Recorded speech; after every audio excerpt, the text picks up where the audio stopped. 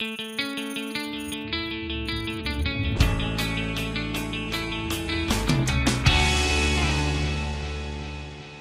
can you set the scene here for us tonight?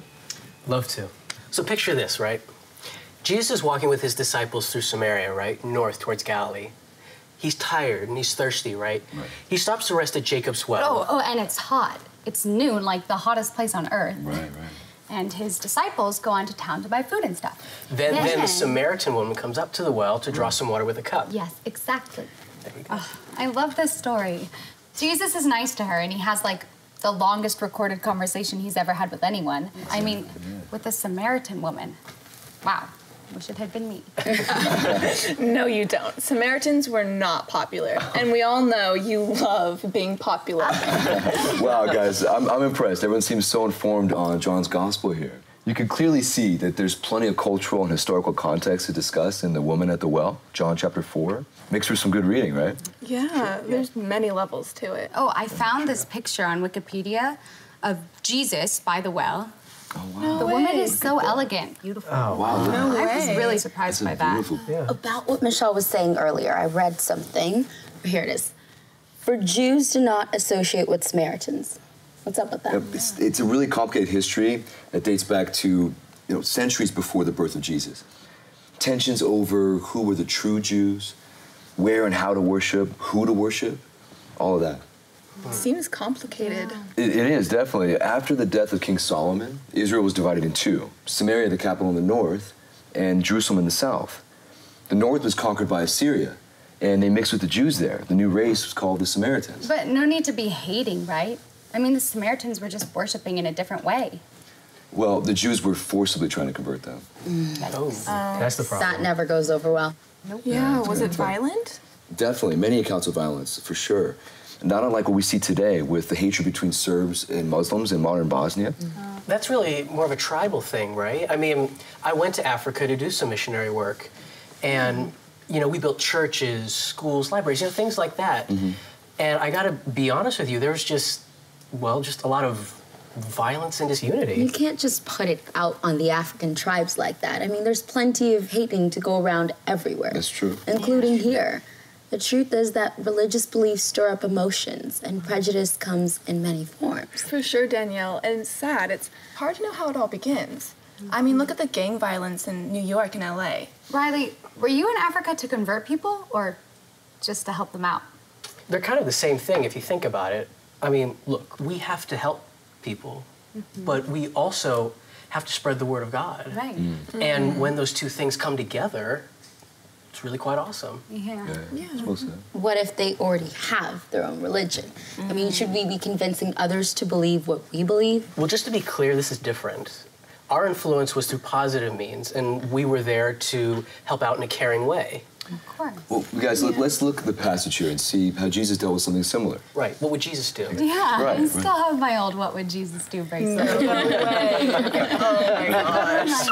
It's a good reminder. That's great. That's great. So, you guys, at the time, both Jewish and Samaritan religious leaders taught that it was wrong to have any contact with the other. Yet in the passage, we see Jesus ask the woman for a drink. Well, and to drink out of the same cup, well, that was even more extreme, wasn't it? Definitely. Yeah, and how relevant was it that she was a woman? Definitely relevant. And after centuries of conflict, her response is no surprise. Look, the passage says, "You are a Jew, and I am a Samaritan woman. How could you ask me for a drink?" Wait, I'm confused. The text says in verse 4 that Jesus had to go through Samaria, but as a Jew, wasn't he forbidden to go through that land? Usually Jews never went through Samaria. They crossed the Jordan and went around. But Jesus was trying to avoid the attention of the Pharisees, who noticed crowds flocking to him everywhere to be baptized. Okay, I got it. So he went there because he knew they wouldn't dare go near Samaria. Exactly, exactly. You know, I'm curious about the role of women in that society. It says here that his disciples returned and were surprised to find him talking with a woman, but nobody asked, "What do you want?" or "Why are you talking with her?" That's a good point, but she asks, and she notices something's off with that, right? She asks him. She says, "How is it that you, a Jew, ask a drink of me, a woman of Samaria?" And Jesus' answer here is important. You know, it might be the most important part of this passage, guys. He says, if you knew the gift of God and who it is that is saying to you, "Give me a drink," you would have asked him, and he would have given you living water. Living water. As in something that would provide life. Spiritual life, is that right? Yes, exactly. They're very good, Michelle. In fact, God is often referred to as the fountain of life in the Bible. So Jesus could then provide the living water because he's the Messiah. Right. But asking the woman to draw water for him, he's breaking a couple boundaries here, right? You know, it's like he's making himself ceremoniously unclean by sharing a cup with the Samaritan. Unclean for just sharing the same cup? To me, that just seems like such a stretch, like hard to believe, really. It's not that hard. I mean, I read that before the civil rights movement changed things. Some restaurant owners, when they were forced to allow in African Americans, they would smash the plates so as to not contaminate the others. Wow, no way. Yeah, I guess Danny's right, guys. Well, we've seen this type of thing even in our own country. And, you know, at the time, Jewish men weren't supposed to talk to women in public. They were even forbidden from even looking at a married woman who identified herself by wearing a veil. Kind of weird. The veil thing. I don't know, it's kind of like a wedding ring. Only way more obvious. So thankful to be a woman today. Yeah, women have definitely come a long way since the olden days. Yeah, but there's still a long way to go. There's still lots of limitations around gender, and it's still a man's world. Yeah. And change arises from awareness. Would you guys agree? Sure. Jesus breaks with certain traditions here. Do you guys see what they are? He rises above social and religious restrictions, opens up his heart to another human, regardless of sex or religion or anything. Yeah, and the woman does too. How so? Because she goes against all the rules by engaging with this Jewish man who just so happened to be Jesus. Lucky girl. Good catch, guys. Really good catch. You know, something else to note here, it says, in the passage, it says, it was about noon. Most women fetched water in the morning when it was nice and cool. Oh, so she was alone. Right. She was avoiding the other women. You know, it's not totally clear from the text, but it seems to imply that, right? Jesus says to her, you have had 5 husbands, and the one you have now is not your husband. Oh, yeah, doesn't exactly paint her in the best light now, does it? Right. He's only doing that so that she could see that he was divine. I mean, he had the power to see things about her. I mean, he wasn't doing it to put her down. She seems like more of a modern day woman to me. Who says you can only have one husband? Kidding. One husband, Laura. maybe way too many. So Jesus had shown her that he is the Messiah. Think about that, right? I mean, that's... Can you imagine? Just imagine for a second. That's so powerful. Yeah. It actually, look, I'll confess, it kind of gives me chills. I mean, look. The woman says, right, I know that the Messiah, called Christ, is coming.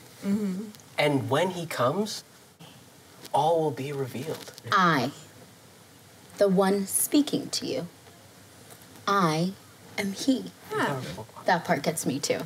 And then there's the whole theological debate between this woman and Jesus. Okay, elaborate, Michelle. Jesus says, yet a time is coming and is now come when the true worshipers will worship in the spirit and in truth. For they are the kind of worshipers the Father seeks. Yeah. God is spirit, and his worshipers must worship in the spirit and in truth. I don't get it. I mean, what does Jesus mean, worship in spirit and in truth? What does that mean? Well, this part comes right after the discussion about the right place to worship. Jesus says to her, woman, believe me, the hour is coming when you will worship the Father neither on this mountain nor in Jerusalem. So it doesn't matter how you worship as long as it's true to you and doesn't hurt anyone else? Our spiritual life should transcend our differences. I think that's what Jesus is modeling here. You know, we assume that God is worried about the same things we're worried about. When, you know, it's not really important where we worship. What's important is our attitude when we worship. Yeah. Thinking our ethnicity somehow makes us different. But Jesus makes it a point to go to a different culture, ignoring the taboos to stay clear of those people. Ignoring gender rules too. And true. beliefs, God is spirit. I think that we all sometimes get caught up on our own image of God, like he's an old man, he has a long beard or Or something. that he's a he at all. Are you kidding? No. Guys, God's true nature is spirit, not physical matter. Right. So things like churches and theologies, right? I mean, aren't those important? Because I don't get that if they're not. No. He's saying that at the end of the day, they're not the most important thing. Well, but hold on. Things like how to worship, right? Baptism practices, how we celebrate communion. I mean, these are all important things and very fundamental. Right. No, you're right. Yeah, but I mean, they're not so important that they should cause us to hate one another. Or more important than the condition of our hearts when we worship. Jesus isn't neutral on the theology debate, right, Hugh? I mean, he says, you Samaritans worship what you do not know. We worship what we do know, for salvation is from the Jews. True. I wouldn't say that rules or practices should be completely eliminated, but we should never be so focused on them that we forget that we're all part of the same human family. Jesus overturns power structures to show that when you ignore differences, bam, they don't have control over you anymore. Easier said than done. I mean, it's been 2,000 years since Jesus walked the earth, and not a lot has changed.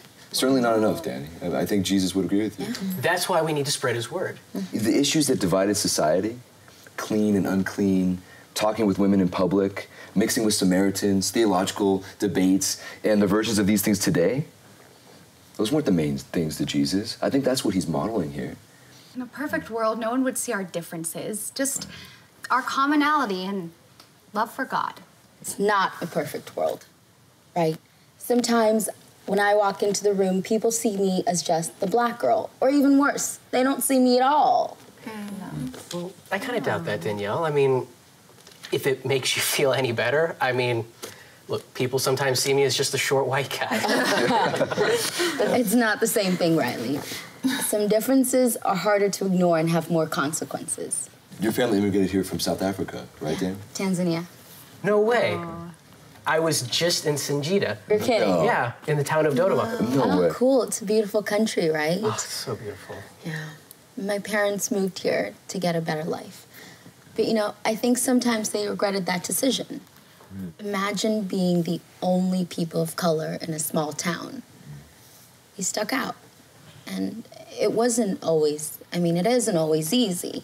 I can actually relate, being one of the only white people in Singida. Yeah, I know what you mean. I'd imagine you really stuck out there. Yeah, I confess. But ultimately, we're all human, children of God. That's what unites us. I'd say we're spiritual beings having a human experience. Well said. Jesus also shows he can put aside differences by staying in the Samaritan town and accepting their hospitality, right? The passage says, so when the Samaritans came to him, they urged him to stay with them. And he stayed 2 days. And because of his words, many more became believers. So salvation happens for an entire town because, well, ultimately people were able to put their differences aside. Exactly. The story really came alive tonight. I like it even more now, and for even more reasons. That's great. I'm really glad to hear that. I hope you guys really enjoyed the discussion. And, the Bible is so complex, and we read it through the lens of our lives, our experiences. Yeah. Can I end with tonight's prayer? Sure. Yeah. Sounds good. Okay. We are gathered here today